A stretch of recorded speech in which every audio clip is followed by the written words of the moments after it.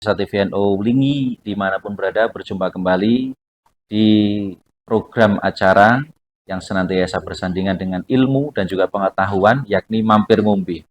Kesempatan kali ini seperti biasa kita program kesehatan Mampir Ngombe bekerja sama dengan RSU Anissa.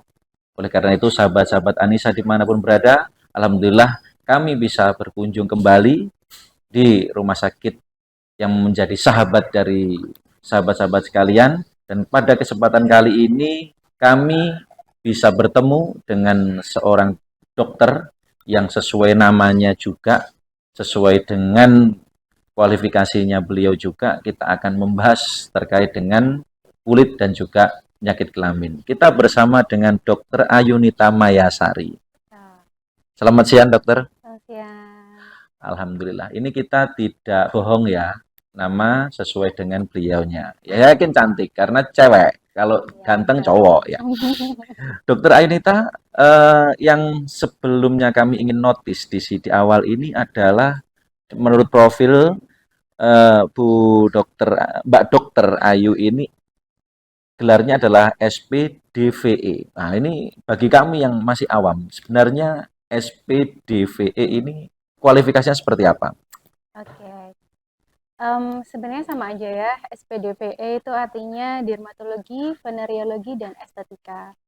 Biasanya itu lebih banyak dikenal dengan SPKK ya, atau spesialis kulit dan kelamin. Sebenarnya sama aja, tapi sekarang kita berganti nama aja.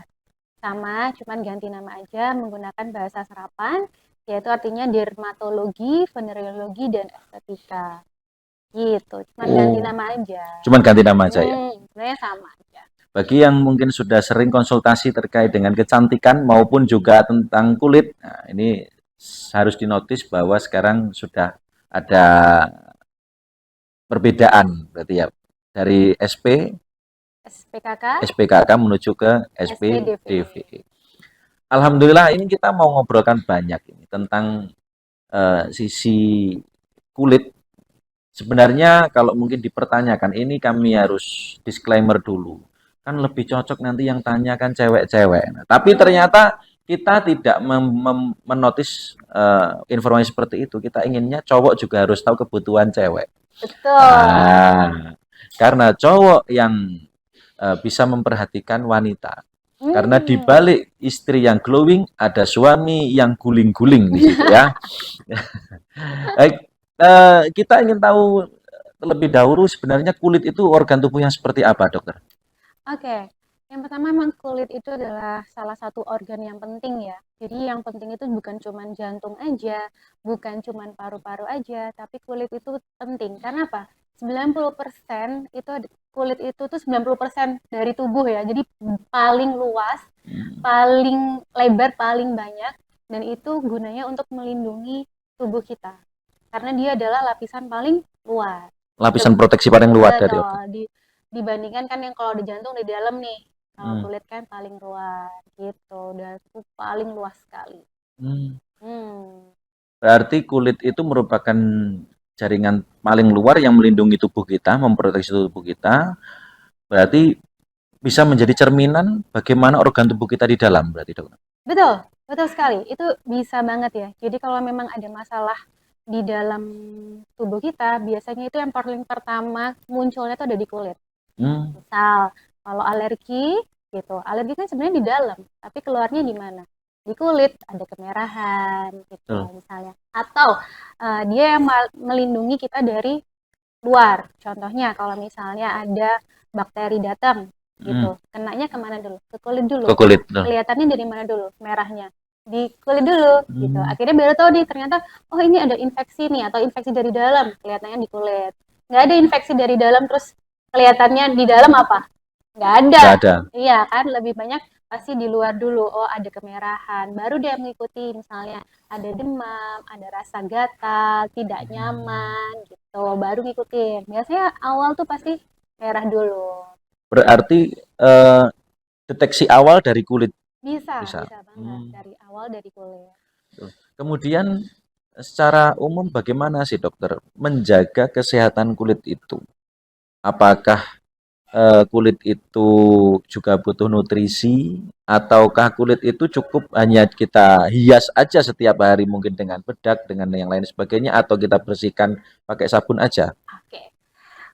Sebenarnya macam-macam ya. Gimana sih cara kita merawat kulit? Sebenarnya nggak harus dari luar juga, dari dalam pun juga penting. Misalnya, ya makan-makan yang bagus, bergizi itu penting. Nanti kan efeknya juga ke kulit. Tuh. Dari luar apa sih contohnya ya membersihkan membersihkan kulit dengan baik, misalnya mandi. Ya, Ya. kalau nggak mandi ya nanti kulitnya juga pasti ada masalah gitu. Kalau tadi ya dari dalam ya kemungkinan minum vitamin, Vitamin bisa ya. ya makan makanannya yang bergizi, ya jangan makan makanan cuman makanan-makanan yang kotor. Apa sih contoh makanan yang kotor itu? Ya kayak intinya cuma makannya lemak-lemak aja gitu kan, nggak boleh. Hmm, Kita butuh pasti ada yin and yang. Apa tuh yin and yang? seimbang. Seimbang ya, seimbang. Jadi em, sayur juga iya, minum air putih juga harus iya gitu Hmm. ya. Kalau minumnya cuma gula-gula terus, efeknya juga nggak bagus di kulit. Hmm. Selain kena penyakit apa, kencing manis, Kencing manis. pasti nanti kulitnya ngikuti. Oh, dari kencing manis kulit bisa ngikut, Iya, ada bisa terdeteksi juga. ngikutin. Jadi dia lebih lebih kusam, terus ada hitam-hitam di kulit gitu, Hmm. terus lebih kering. Biasanya gitu.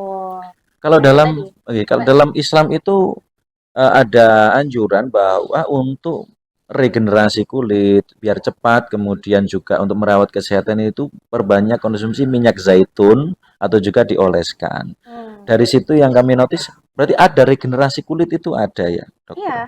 memang kita itu Hmm. harus ada regenerasi kulit.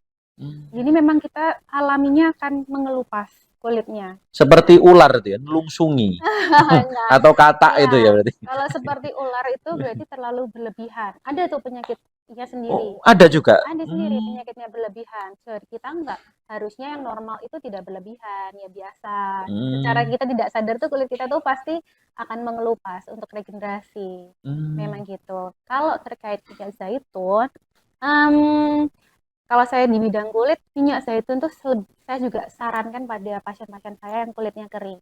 Oh. Kenapa? Karena dia mengandung oil, dia Hmm. melembabkan. Jadi clue-nya adalah semakin lembab kulit, itu akan semakin bagus kulitnya. Semakin lembab semakin bagus ya. Iya, semakin lembab, semakin bagus, semakin sehat. Jadi, biasanya sama pasien-pasien saya itu kalau kulitnya kering, pasti saya akan anjurkan untuk menggunakan minyak zaitun. Pakai minyak zaitun ya. Dibandingkan dengan yang lain-lain ya, misalnya kayak pelembab-pelembab yang dijual itu, Ya. sebenarnya minyak zaitun itu paling oke.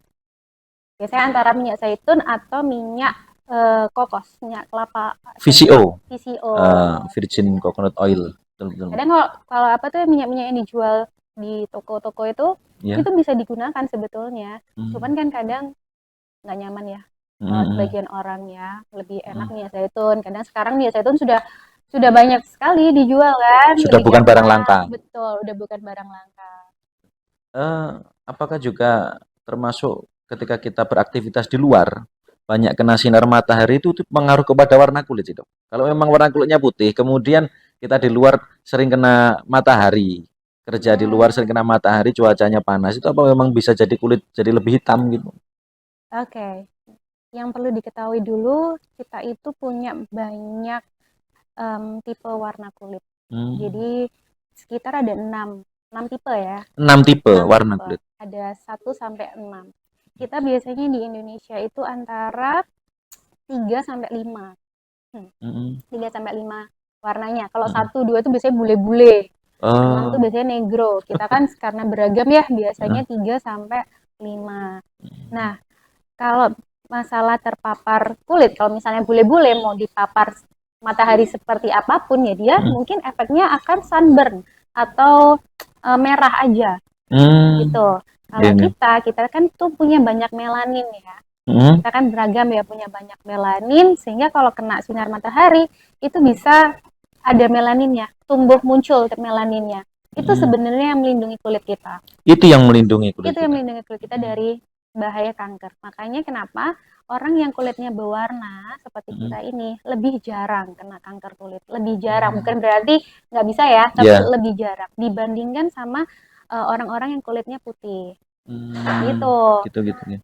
Jadi kalau ditanya tadi ya pertanyaannya balik lagi, kalau misalnya ditanya bisa bisa hitam nggak? Ya bisa Bisa ya. banget karena Hmm. kan yang memicu melanin tadi, yang memicu warna tadi salah satunya adalah sinar matahari.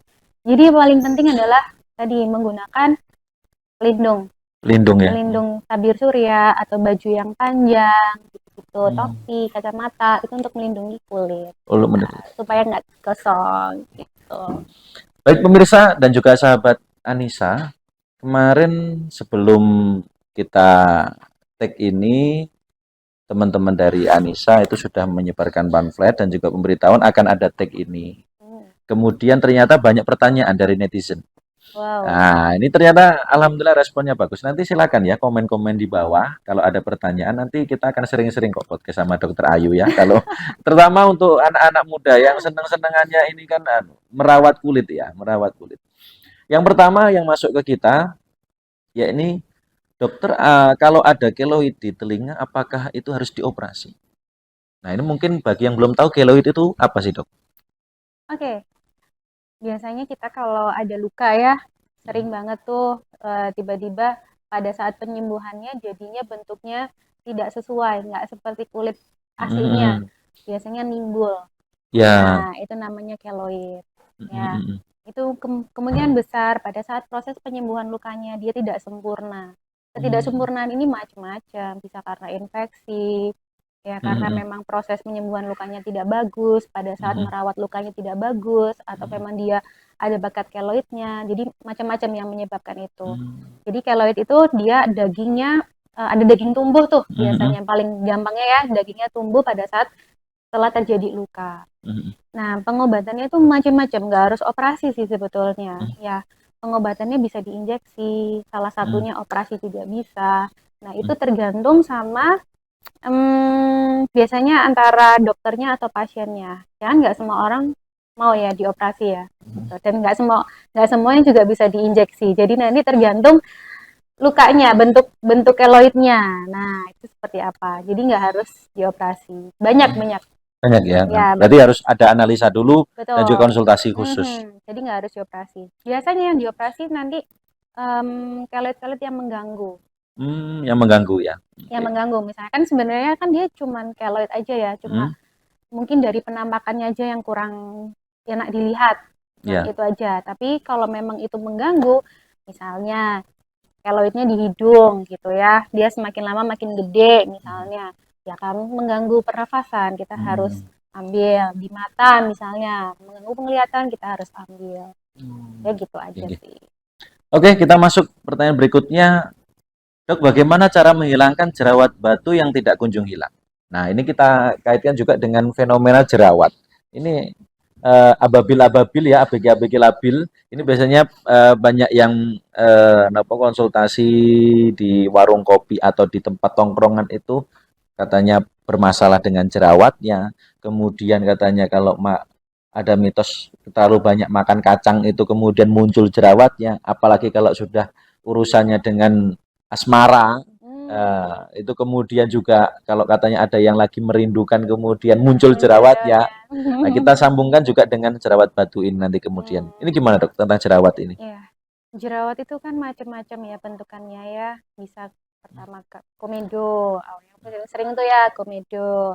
Ada jerawat yang bentukannya ada nanahnya. Ada jerawat yang bentukannya itu nggak ada nanahnya, juga cuman benjol bentol aja Tapi misalnya. disentuh agak nyeri. Macam-macam, macam-macam. Nah, kalau yang apa tadi pertanyaannya yang Yang jerawat batu. jerawat batu. Nah, jerawat batu itu dia terperangkap di dalam. Jadi dia nggak ada di luar. Nah, penanganannya ya harus biasanya injeksi. Kita nggak bisa kalau dipencet-pencet aja tuh nggak bisa, karena dia di bawah permukaan kulit. Mungkin kalau di atas bisa, tapi tidak disarankan untuk memencet karena tangan kita kan butuh penuh bakteri ya, gitu. Hmm. Kalau lagi radang dipencet, nanti bisa semakin radang, semakin banyak bakteri di situ, akhirnya jerawatnya nggak sembuh-sembuh. Yang ada jadinya membekas, Hmm. warnanya lebih gelap atau lebih merah, terus akhirnya jadi scar. Scar tadi macam-macam ya, termasuk yang scar yang jeglong, apa tuh ya namanya, dekok gitu, ada yang muncul macam-macam. Kalau itu jadi bekas, jadi lebih kurang bagus Jadi hasilnya. kalau punya jerawat tidak disarankan untuk dipencet-pencet ya. Iya, jangan. Istilahnya anak muda tuh diceletet, Dok. Celetet. Oh, ya. Katanya itu justru kalau diceletet, wah nanti segera hilang dan sebagainya. Justru itu bisa memicu tambah banyak karena bakteri dari tangan kita yang tidak steril itu ya. Betul. Dan jerawat itu kan macam-macam ya penyebabnya ya. Sebenarnya kalau dari patofisiologinya, penyakitnya itu dia itu pengumpulan bakteri. Terus dia ada produksi minyak yang berlebih. Jadi kalau produksi minyak yang berlebih, terus juga dia eksfoliasinya berlebihan, terus muncullah tuh bakteri-bakteri situ di situ. Akhirnya jadinya ada radang. Jadi jerawat deh gitu ya. Macam-macam juga. Ada hormonal misalnya. Jadi kayak misalnya patah hati gitu, terus itu ya itu kan juga ada ya siklus hormon dia. Ada pengaruh stres dan lain-lain, muncul deh dia jerawat. Jadi ya benar kalau misalnya patah hati rindu berarti kan ada stres di situ di tubuh kita, jadi bisa muncul jerawat. Tapi sebenarnya bukan rindu pacar ya semua ya. Kalau ada rindu orang tua, rindu dan lain-lain ya juga bisa. Atau lagi banyak pikiran, misalnya ujian apa bisa muncul banget. Atau alergi misalnya. Alergi juga bisa. Misalnya kalau misalnya tadi makan kacang, tergantung makan kacangnya dia ada alergi nggak sama kacangnya. Bisa jadi dia alergi kacang, akhirnya dia timbul jerawat. Itu macam-macam. Nggak cuma kacang berarti kan, banyak. Ya paling sering memang mengeluhnya si kacang. Kalau kita lihat di anak muda itu ada yang tipe kulitnya itu sering jerawatan, ada yang nggak pernah jerawatan juga. Berarti ada tipe-tipe apa, Dok, wajah manusia itu? Ya, itu tadi ya. Termasuk yang tadi kalau jerawat biasanya paling sering berminyak. Berminyak ya? Tadi kan pengumpulan minyak, akhirnya bakteri nembus itu jadi jerawat. Nah, itulah kenapa yang biasanya berminyak itu sering berjerawat. Selain itu juga ada yang sensitif. Sensitif juga bisa berjerawat loh. Karena kan kulitnya dia sensitif. Dikit-dikit dia kena bakteri dikit, muncul dia jerawat. Kalau misalnya kena debu dikit, dia radang. Bisa juga. Jadi sensitif juga ada. Sama kulit kering. Kulit kering ya. Itu penanganannya juga beda-beda. Betul, penanganannya pasti akan beda-beda. Kita harus lihat kondisi kulitnya dulu. Atau misalnya, Dok, menurut saya nih saya berminyak, padahal kalau dilihat dari dokternya beda, bukan berminyak, mungkin lebih ke sensitif gitu. Jadi paling enak itu dikonsultasikan gimana kondisi kulitnya sehingga kita bisa memberikan penanganan yang lebih tepat. Oke, kalau tadi katakan ada jerawat yang di dalamnya juga ada nanahnya juga ya. Kemudian kalau ada benjolan, ada nanahnya tapi agak besar, orang Jawa memberikan julukan udunan, itu apa juga jenis jerawat, Dok? Udunan itu juga bisa, salah satunya jerawat juga bisa. Kan sama-sama bakteri. Mungkin kalau jerawat bakterinya khusus, kalau ini mungkin bakterinya ada lagi beda. Mungkin yang bagian Staphylococcus dan lain-lain, itulah banyak. Bakteri kan banyak. Udun juga sama, dia ada radang juga, ada bakterinya juga di situ. Penanganannya ya macam-macam sih, tergantung ya, bisa diinjeksi, bisa kalau lebih gede lagi harusnya di insisi, kayak dikasih jarum atau kasih pisau gitu, dibuka supaya bakterinya atau nanah-nanahnya itu keluar. Bisa pakai minum misalnya, pakai antibiotik, jadi banyak banget macam-macam pengobatannya. Oke, kita lanjut ke pertanyaan berikutnya. Wah, ini banyak sekali pertanyaan yang masuk. Oh iya ya. Ya, dokter bagi tips dong bagaimana cara memilih skincare yang baik. Nah, yang memilih skincare yang benar. Sebelumnya skincare itu apa sih, Dok? Ini bagi saya mewakili kaum laki-laki yang sering mendengar ya, apalagi bapak-bapak yang tiba-tiba istrinya minta diantarkan untuk beli skincare atau tiba-tiba datang paket kemudian isinya skincare. Apa sih skincare itu? Skin kulit ya. Care berarti memperhatikan. Atau perawatan kulit. Sebenarnya kan perawatan kulit itu bisa dari diri sendiri, mulai Mm-mm. dari rumah. Jadi Mm-mm. nggak harus ke dokter. Mm-mm. Tapi kalau memang ada permasalahan kulit yang khusus, itu boleh, harus dan dianjurkan untuk ke dokter biar lebih spesifik lagi. Tapi sehari-hari kita juga harus merawat kulit kita. Yang paling penting adalah yang pertama membersihkan wajah gitu. Mm-mm. Jadi ya kita lihat dulu ya kandungannya. Oh Mm-mm. enggak, pertama tuh kita lihat dulu tadi kulit seperti apa. Mm-mm. Nah, tapi yang paling paling penting adalah yang pertama membersihkan wajah, Mm-mm. yang kedua melembabkan, yang ketiga menggunakan sunscreen. Nah, membersihkan wajah dan melembabkan itu kandungannya tergantung sama jenis kulitnya. Tergantung jenis kulitnya. Betul. Harus ada bahan-bahan. Oh, kayaknya misalnya yang berminyak itu bahannya apa? Oh, kalau yang kulitnya sensitif bahannya apa? Nah, itu nanti beda-beda lagi. Tapi yang paling penting, basicnya adalah tiga itu tadi. Mm-mm. Membersihkan wajah, Bersihkan. melembabkan wajah, Mm-mm. sama memproteksi wajahnya. Kulit, mohon maaf, bukan cuma Kulit. wajah ya. Ya. Skincare tuh kan nggak cuma wajah aja, tapi seluruh tubuh kulit yang ada kulitnya itu kita harus perhatikan. Berarti kalau itu membersihkan, melembabkan, ini saya kaitkan dengan bagaimana ajaran dari guru-guru kita dan juga Nabi Muhammad mengajarkan untuk sering-sering mengambil air wudhu karena wudhu itu bisa bagus untuk kulit dan juga mencerahkan wajah. Berarti masuk dalam kategori itu ya, Dok? Iya, masuk. Jadi semakin lembab tadi, semakin lembab Mm-mm. kulit kita, semakin bagus kulitnya. Jadi kalau kita kena air, airnya Mm-mm. yang bersih ya, Ya. yang terutama ya, jangan air yang kotor, nanti bisa ada bakteri. Kalau airnya selama airnya bersih, Mm. itu pasti bagus untuk kulit. Masih bagus untuk kulit. Mm-mm. Oke. Lanjut, kita lanjut lagi. Wah, ini masih ada lagi. Dokter, bagaimana cara perawatan dan menghilangkan flek pada wajah? Oke, flek. Flek, penyebabnya Mm-mm. apa, Dok? Flek itu biasanya?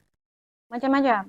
Flek yang paling utama biasanya karena matahari ya. Karena Mm-mm. matahari yang tidak di kulit kita tidak dilindungi oleh sunscreen atau Mm-mm. sunblock, Mm-mm. akhirnya dia bisa memicu tadi melanin yang berlebihan, akhirnya jadi flek. Mm-mm. Bisa jadi hormonal juga, misalnya Mm-mm. melahirkan, hamil, melahirkan Mm-mm. itu bisa memicu flek. Tapi yang paling utama, yang paling sering terjadi itu karena sinar matahari. Sinar matahari ya. Betul. Jadi makanya kita harus melindungi kulit kita dari sinar matahari. Contohnya apa? Ya tadi pakai baju panjang, pakai topi, jangan sering-sering kena sinar matahari. Kalau memang harus kena sinar matahari, jangan lupa menggunakan sunblock atau sunscreen. Sunscreen. Oke, wah. Nah, ini yang menarik juga ini. Oh, tadi Dokter, apa? Yang flek, pengobatannya ya? menghilangkan ya, menghilangkannya flek. Kalau menghilangkan, kalau sudah kena flek itu emang agak susah ya. Mm-mm. Agak kalau hilang lang-lang total kayaknya agak susah. Kita sih sebagai dokter kulit juga tidak bisa menjanjikan akan hilang. Mm-mm. Mungkin samar, tapi kalau hilang susah. Mm-mm. Nah, ya gimana menyamarkan itu tadi ya, harus tetap pakai sunscreen supaya tidak menambah baru. Tapi untuk menyamarkan kita ada produk-produk tertentu yang sebenarnya tidak dijual bebas. Jadi memang harus ke dokter, kita cek dulu itu benar nggak flek gitu, atau yang kita sering sebut itu melasma, benar nggak? Kalau emang benar, dengan diberikan obat yang benar, biasanya akan memudar. Tapi Memudar. kalau misalnya itu bukan flek, ya berarti kan kita harus cari obat atau alternatif lain. Kita nggak bisa kalau ini kayaknya flek dok, ternyata bukan, berarti nanti mau dikasih obat apa juga nggak bisa. Gitu. Jangan lupa juga flek itu bisa karena pakai krim-krim itu loh, krim-krim abal-abal ya, paling sering sekarang ngomongnya krim abal-abal yang belum BPOM. Nah, ada kandungan-kandungan tertentu yang bisa memunculkan flek. Jadi memang edukasi saya tuh selalu lebih selektif lagi untuk mencari skincare yang bagus gitu untuk kulit, karena kalau tidak bisa dipertanggungjawabkan ya, kalau misalnya nggak BPOM dan lain-lain itu, kalau ngawur beli-beli sembarangan akhirnya bisa jadi flek. Nggak enaknya di belakang. Mungkin awalnya kinclong, pasti orang-orang yang pakai skincare itu akan merasa, oh nih kok cepet banget ya kinclongnya, udah mulus banget dan lain, udah glowing. Tapi nanti pada pemakaian jangka panjang dia bisa jadi flek. Dan itu akan lebih susah. akan lebih susah akan lagi. lebih susah penanganannya. Berarti sebelumnya dianjurkan sekali untuk konsultasi terlebih dahulu, betul Betul. ya? Ingat ya, sahabat sekalian, konsultasi awal lebih baik mencegah daripada mengobati. Ini ya. Berikutnya, Dok. Ini Dok mau tanya, apakah ada efek samping jangka panjang jika melakukan injeksi whitening? Oke. Whitening itu memutihkan kulit berarti ya. Hmm. Apakah ada efek jangka panjangnya, Dok? Oke. Ya ini yang sebagai concern kita ya, karena sampai sekarang itu banyak banget yang bilang kulit apa nih ya, cewek cantik atau Mm-mm. cantik ganteng Mm-mm. itu berdasarkan kulitnya harus putih gitu. Gitu. Padahal Mm-mm. tadi yang saya sudah bilang ya, kita tuh mempunyai Allah tuh menciptakan kita itu ada 6 tipe kulit. 6 tipe kulit. 6 tipe kulit. Jadi kalau misalnya kita yang orang Indonesia tadi ada kulit 3 sampai 5, tipe 3 sampai tipe 5 mau minta ke tipe 1, ya nanti kayak Michael Jackson ya jadi ya. Oh, betul, betul, betul. Itu sudah banyak sih pasien-pasien saya yang akhirnya datang karena keluhannya yang sudah komplikasi, ginjal, ya ada Oh. pendarahan di ususnya. Mm. Karena kan ada kandungan-kandungan yang bisa mengiritasi lambung. Terus semakin Dari sering kita whitening itu ya? Oh. gitu. Kita lihat dulu kandungannya. Mm-mm. Kalau misalnya itu cuma dipakainya vitamin C misalnya, memang kita Mm-mm. kita yakini bahwa vitamin C itu sangat bagus. Pertama untuk vitamin tubuh kita, untuk imun kita, ya, Mm-mm. untuk mencerahkan pun juga kita sampai sekarang yakini bisa, gitu. Mm-mm. Tapi kalau diinjeksi terus-menerus, nanti kayak misalnya kayak gini, kita tuh sudah sering disuapin Mm. vitamin nih, Ya. gitu ya. Padahal tubuh kita tuh sebenarnya sudah punya vitamin Mm. C. Misalnya kita makan buah, apa, itu kan sudah punya kandungan vitamin-vitaminnya ya. Mm. Terus kalau kita tetap terus disuapin vitamin itu tiap hari, tubuh ini udah enak ya kayak kita lah kalau waktu kecil kalau disuapin terus udah enak. Giliran nggak disuapin, Mm. rewel sudah tubuh kita. Jadi Mm. merasa seperti kita defisiensi vitamin C atau kekurangan vitamin C. Apa contohnya? Kulitnya jadinya kusam, badan kita jadinya merasa lebih nggak enak, Mm. lemes. Padahal tubuh kita sebenarnya sudah ada vitamin C, cuman karena tubuh itu kan kita record ya, Ya. record terus ya. Oh kita didulang nih vitamin C, Oh. didulang lagi. Kan Mm. akhirnya dia terlena dengan dulangan ini Mm. gitu. Tapi pada saat kita stop, nah banyak tuh nanti seperti kekurangan vitamin C, misalnya gusinya gampang berdarah, gampang mimisan karena dikira kekurangan vitamin C, padahal sebenarnya kan enggak ya. Mm. Efeknya banyak sekali, selain itu ginjal juga, dari Wah. lambung juga banyak. Jadi kalau saran saya sih vitamin C atau suntik whitening. Sebenarnya suntik whitening tadi ya banyak Mm. banyak macam ya. Dilihat dulu kandungannya. Kalau misalnya itu vitamin C, kita lihat lagi butuh enggak buat kulit. Misalnya mungkin kalau karena lemas kita butuh asupan vitamin C, oke. Tapi kalau karena cuman untuk pingin putih, nah kita lihat dulu. Kita mending dikonsultasikan dulu. Lebih baik dikonsultasi dulu. Ini butuh nggak ya untuk memutihkan, atau misalnya kita banyak kan sekarang itu skincare yang bisa untuk mencerahkan ya, Mm. bukan memutihkan ya, mencerahkan itu kan banyak sekali, jadi Mm. bisa menggunakan itu dulu. Tapi kalau misalnya butuh penanganan khusus lebih baik dikonsultasikan, dok ini kalau kira-kira disuntik gimana gitu. Mm. Ya, saya agree dengan pernyataan dokter tadi bahwa cantik tidak harus putih warnanya. Ya, mensyukuri nikmat hidup kita diberikan warna yang bermacam-macam itu kan nikmat sekali. Mohon maaf meskipun tidak sawo matang kuning langsat tapi mungkin lada hitam ya. Mungkin lada Pedes hitam ya. enggak masalah ya. Kan seperti kecap meskipun hitam tetap manis. Manis. Atau kereta api biar hitam banyak yang menanti kan Oh seperti itu ya. aduh. Oke, kita lanjutkan lagi. Dok, ada pertanyaan terkait dengan fenomena yang sekarang di masyarakat banyak itu melihat ada yang terjangkit vitiligo. Gimana dok tentang vitiligo ini?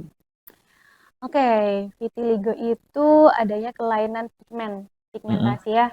Tadi yang saya sempat singgung tadi, kalau kita kena matahari, tubuh kita itu kan mengeluarkan melanin atau pigmen. Mm-mm. Nah, ini dia bermasalah di situ. Jadi Mm-mm. dia nggak keluar. entah pabriknya yang rusak Mm-mm. atau produknya yang kurang. Jadi Mm-mm. akhirnya yang harusnya jadi ada warnanya, ini jadinya warnanya cuma putih aja. Mm-mm. Nah, ini sampai sekarang sih sebenarnya masih diteliti juga ya penyebabnya ya. Mm-mm. Mungkin antara dia turunan, Mm-mm. memang menurun Gen ya. gennya, betul. Atau kalau faktor resikonya macam-macam. Bisa karena gesekan, Mm-mm. bisa karena dia stres, macam-macam banget, Mm-mm. banyak-banyak. Ya, yang pasti adalah dia adanya kelainan di pigmentasinya, Mm. gitu. Berbahayakah dok vitiligo ini? Sebenarnya nggak penyakit menular juga ya, Mm-mm. tidak ada penyakit terus jadinya akan apa-apa tuh enggak. Mm-mm. Cuman mungkin karena dia pigmennya berkurang, Mm-mm. jadi kan kayak tadi loh, kalau misalnya kulit terlalu putih, nggak ada yang melindungi kita, Mm-mm. ya.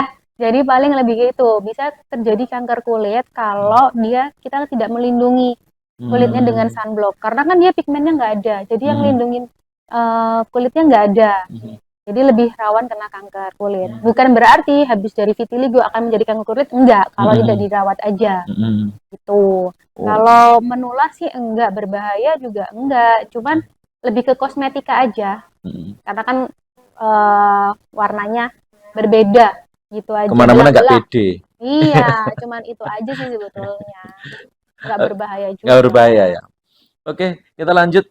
Ini ada biasanya teman-teman di kalangan ada yang sedang menimba pendidikan di ma'had atau di pesantren atau mungkin di asrama juga.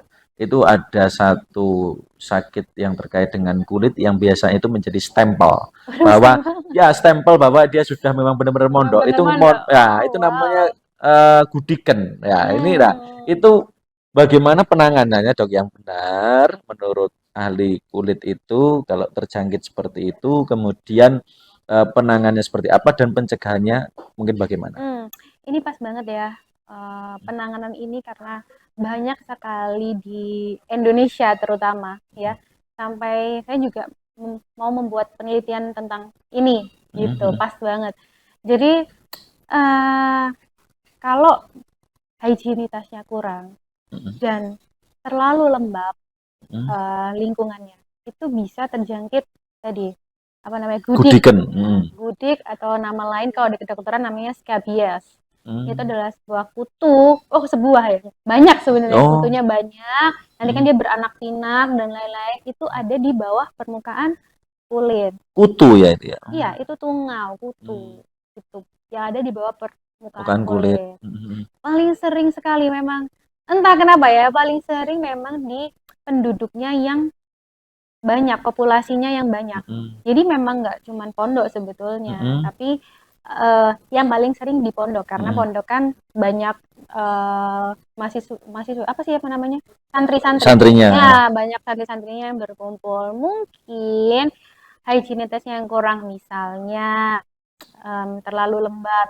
Mhm. Kalau misalnya handuk dipakainya juga gantian, Gantian. baju pinjem-pinjeman, spray mungkin tidak dibersihkan Mhm. rutin, kasur dan lain-lain. Nah, itulah yang membuat banyak kutu-kutu hinggap di bawah Bawah permukaan kulit. Mhm. kulit gitu.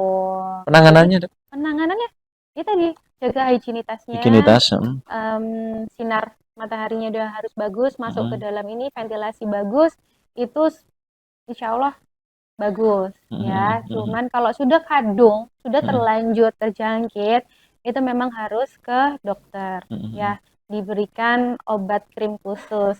Tapi yang biasanya yang paling parah sudah sampai ada nanah-nanahnya, itu udah paling Mhm. parah tuh. Mhm. Bisa jadi infeksi Mhm. gitu. Mhm. Itu udah parah. Jadi memang harus sudah tahu ada gatel, ada cluenya ya. Mhm. Yang pertama gatel, gatelnya malam hari. Gatal malam Gatel hari. malam Oke. hari. Bisa sih pagi hari, tapi lebih sering dia semakin gatalnya tuh pas malam hari. Terus dia nyerangnya berkelompok. Hmm. Misalnya santri satu kena, santri dua kena, santri satu juga kena. Ini Oh. kok kok banyak ya. Mhm. Nah, terus bentuknya tempatnya di tempat-tempat khas yang disukain sama kutunya itu. Mhm. Kutu Sarkoptes KBI itu. Mhm. Biasanya di sela-sela jari, dari kaki, Mm, di pusat, mm, mm. selangkangan, yang Ya, ya, tempat-tempat betul. yang nyelempit-nyelempit Mm, ketiak, itu kan mm, nyelempit-nyelempit tuh karena mm. semakin lembab kulit di situ kutunya paling Oh, suka. Nah, terlalu lembab gitu ya. terus akhirnya ke seluruh tubuh. Mm. Nah, itu sudah harus dikonsultasikan Konsultasikan. dan harus serentak Mm, pengobatannya. Nggak mm, bisa kalau cuma satu. Oke, yang pertama mungkin yang parah santri santri A gitu. mm. Nah, ternyata sudah menginfeksi santri B, C, D banyak Mm, ya. Santri A sembuh, mm, santri B diobati mm, gitu. mm. Santri C belum. Oh, Ya, dia pingpong pingpong. gitu Mm, terus. Jadi memang kalau sudah ada satu kena, mm. seluruh pondok atau seluruh Kamar lingkungan itu ya. itu harus diobati. Tepatin. Oke, oke. Nah, kemudian kita lanjut, ini ada pertanyaan yang terkait dengan kelamin, Dok, ini. Kalau ada daging menjulut dari dalam kemaluan itu apa ya, Dok? Apakah bahaya atau tidak? Ini dari netizen yang masuk ke IG-nya Anissa. Hmm, Mm, kalau benjolan mm, menjulut tuh macam-macam ya. Kita mm, harus lihat sih sebetulnya ya. mm, Karena benjolan kan macam-macam. mm, Bisa jadi memang itu himennya biasa atau mm, memang normal, mm, bentukannya himennya, mm, atau bisa jadi memang dia ada prolaps atau kendor. Rahimnya kendor, terus dia mm, turun. Biasanya pada orang-orang yang sudah tua atau orang yang banyak sering melahirkan gitu. mm, mm. Atau memang ada tumor di situ. Jadi nggak bisa kalau cuma ditanya gini nggak bisa. Oh ya, Kita harus harus, konsultasi intens iya ya. kita harus konsultasi dan kita harus lihat gitu. Kalau cuma ngawang ini nggak bisa ini. Kami anjurkan untuk sahabat Anissa yang sudah berkirim pesan kepada kami, nanti segera konsultasi ya, Dok ya. Hmm, Oke, kemudian berikutnya titipan dari teman-teman yang ada di wilayah atas ini mana tuh wilayah kemarin, atas tuh? wilayah Desa Balirejo Ngatirenggo itu, Oh, sebelum kami ke sini kemarin sudah titip-titip sudah pesan. titip pesan. Oke. Ini terkait dengan fenomena sakit cangkrangan, Dok. Mhm. Mitos yang beredar itu satu, katanya setiap orang pasti akan kena cangkrangan sekali, minimal sekali seumur hidup. Itu apakah benar atau tidak? Itu satu ya. Hmm. Kemudian yang kedua, apabila sudah terkena cangkrangan, itu obat alaminya adalah dengan ngambil jagung, jagung mentah ya yang muda, kemudian itu dilumat oleh orang tuanya pakai mulut, kemudian disemburkan kepada kulit si anak ini yang kena cangkrangan. Tapi ada satu syaratnya, jagungnya terus ngambil dari tetangga atau nyolong. Kalau enggak, itu enggak akan sembuh katanya seperti itu. Oh, kalau udah dilumat tapi nggak nyolong nggak sembuh Enggak berarti. sembuh. Ini yang pertama, apakah betul fenomena pada setiap orang itu pasti akan kena cangkrangan sekali seumur hidup? Dan cangkrangan itu apa? Oke, cangkrangan. Itu kalau kita bahasa medisnya itu varicella ya, atau bahasa awamnya cacar air. Hmm, Nah, itu disebabkan oleh virus. hmm. Kalau pertanyaannya apa tadi nomor satu? Sekali seumur hidup Sekali pasti seumur akan hidup kena pasti akan kena cangkrangan. ya. Jadi kan karena di Indonesia apalagi di negara kita ini tuh sudah banyak banget cangkrangan. Jadi mungkin dikira pasti kita akan kena. Hmm. Padahal belum tentu. Oh, belum tentu Belum ya. tentu. Selama imunnya dia bagus, imun Hmm. tubuh bagus, virus itu tidak akan masuk. Jadi ya dia akan disebabkan oleh virus gitu. Jadi ya kalau imunnya oke-oke aja ya nggak akan masuk, nggak harus kok harus ada varicella atau apa namanya tadi cacar air, Cangkrangan. cangkrangan dulu gitu ya enggak sih. Hmm. Terus tadi yang mitos Pengobatannya pakai pengobatannya jagung, dilumat, disemburkan, mm, dioles-oleskan, dan mm, jagungnya harus ngambil dari tetangga. karena dia virus ya Hmm. penyebabnya. Sebenarnya kan virus itu nanti yang disembuhkan bisa sembuh sendiri karena Hmm. tubuh kita itu kan punya tentara. Hmm. Jadi virus masuk, tentara kita kerja di dalam tubuh ya, gampangannya gitu. Hmm. Jadi sebenarnya mau diobatin nggak diobatin pun sebenarnya akan sembuh sendiri selama Hmm. imunnya itu bagus tadi ya. Imunnya ya. Kecuali kalau dia imunokompromis atau imunnya dia ada suatu kondisi tertentu yang imunnya turun selalu. Misalnya kan ada penyakit-penyakit Hmm. tertentu ya yang membuat imun tuh selalu turun. Nah, itu baru deh agak sulit penanganannya. Tapi selama imun kita bagus nggak ada masalah sebetulnya. Nggak ada Itu masalah ya. akan sembuh sendiri. Malah mungkin maksudnya kalau pakai dilumat dan apa tuh jagung itu mungkin untuk dibobokin itu ya sebenarnya cuman untuk mengurangi rasa gatalnya aja sebetulnya. Oh, Kalau gitu. kita semakin kulit itu dilembabkan, gatal itu akan berkurang. Gitu. Mungkin sambungannya ke situ. Terus eh kan kalau misalnya habis kena cangkrang tadi atau cacar air itu biasanya setelah pecah kan kayak timbul-timbul muncul-muncul lenting-lenting ya, Iya, betul. isinya cairan. Nah, nanti kalau pecah itu biasanya jadi membekas. Nah, kalau misalnya itu dikompres dengan benar, diberikan kelembapan dengan benar, pecahnya itu lebih bagus biasanya. Oh, Enggak, tetap akan ada bekas, cuman minim minim ya. gitu. Mungkin maksudnya di situ. Tapi kalau sampai dilumat dan disemprotkan, itu kita nggak tahu ya bakterinya di situ kayaknya seperti apa, banyak ya mungkin ya. Itu malah akan menjadi infeksi sekunder. Jadi yang harusnya itu baik-baik aja, akhirnya menjadi infeksi. Kan itu eman ya, gitu. Apalagi nyolong ya kan. Dari agama aja sudah ada boleh nyolong. Betul. Jadi sebetulnya itu mitos harusnya ya. Ya, yang pertama adalah ya bed rest atau istirahat Istirahat. total supaya tentara kita itu fokus untuk memerangi virus itu tadi gitu. Terus diisolasi. Jadi maksudnya isolasi bukan isolasi lakban ya, isolasi diri. Jadi karena itu virus dia menular, jadi lebih baik dijauhkan. Misalnya kalau ada adiknya, kakaknya yang masih kecil-kecil itu lebih baik disendirikan dulu, nggak boleh ketemu dulu karena virus anak kecil kan imunnya naik turun ya, Betul. gampang capek dikit dia sakit apa-apa nggak sekuat kita kalau yang dewasa. Nah itu dipisahkan. Gitu aja. Sama mungkin ada kita bisa bantu untuk menghentikan virusnya, apa ya supaya virus itu nggak replikasi kan virus itu kan terus dia multiplikasi terus makin banyak. Nah itu kita turunkan dengan obat-obatan suportif biasanya. Gitu aja, tapi pasti akan sembuh sendiri Sembuh sendiri. sebetulnya.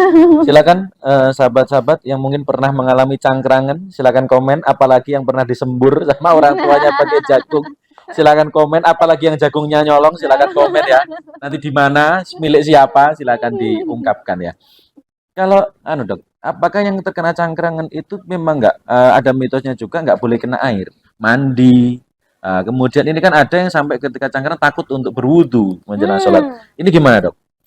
Ya tadi kalau sebenarnya semakin lembab kulit semakin bagus nanti penyembuhannya. Berarti nggak masalah ya? Nggak ada masalah Oh, sebenarnya, cuman mungkin airnya yang kita kita ini ya kita perhatikan airnya bersih enggak karena kan di situ pasti nanti kan akan ada luka ya kan nanti kan lama-lama kan dia akan pecah kalau kita kasih air misalnya airnya jebur jebur jebur gitu Iya. akhirnya kan yang tadinya lenting-lenting akhirnya kena tekanan air Air. dia pecah gitu sebisa mungkin dia tuh pecahnya pecah natural bukan Oh, pecah pecah yang disebabkan kita pihak buat kedua. tapi ya kita bikin kayak misalnya kita kena air pakai gayung gitu kan akhirnya gayungnya kekerasan misalnya jadi pecah itu aja sebenarnya kalau kena air nggak ada masalah selama airnya itu bersih Oke. jadi kalau mau wudhu pun ya mungkin lebih hati-hati misalnya ada cangan di sini atau di wajah jadi ya lebih pelan-pelan aja